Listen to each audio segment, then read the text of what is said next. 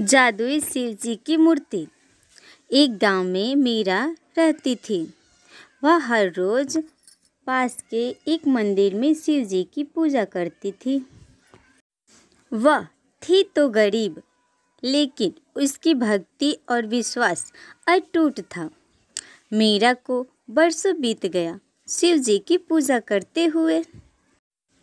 एक दिन की बात है, शिव जी की मूर्ति चोरी हो जाती है और सारा इल्जाम मीरा पर गांव वाले लगा देते हैं। उसी गांव में भोला रहता था जो मीरा से बहुत जलता था। वही शिव जी की मूर्ति चोरी किया और सारा इल्जाम मीरा पर डाल दिया।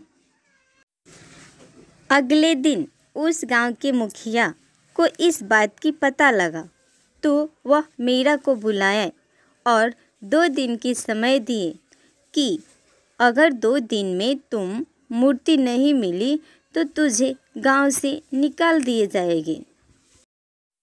यह बात सुनकर मीरा दुखी होकर रोते रोते उस मंदिर में जाती है और बहुत रोती है। हे भगवान, मेरी बरसों की तपस्या का ये फल मिल रहा है, मुझ पर चोरी लगाया जा रहा है। तब कैलाश पर्वत पर बैठे शिव जी को मीरा की भक्ति का फल देने का समय आ गया है और उस सोने की मूर्ति में अपना जादू भर देते हैं, जो अपने आप भोला के घर से शिव के मंदिर में जाकर स्थापित हो जाता है। यह सब देखकर पूरे गांव वाले सोच में पड़ गए कि आखिर ये मूर्ति किसके पास थी। तभी भोला रोते हुए बचाओ बचाओ करते हुए मंदिर में पहुंचा। तभी सभी गांव वाले समझ जाते हैं कि मूर्ति भोला ने चुराई थी।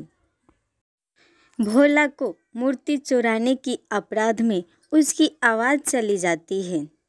भोला की इस गलती की सज़ा उसे मिल जाती है और मीरा बेगुनाह साबित हो जाती है।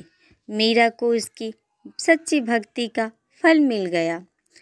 उस दिन के बाद हर रोज़ मीरा शिव जी की पूजा करती थी और उस जादुई शिवलिंग की रक्षा करती थी।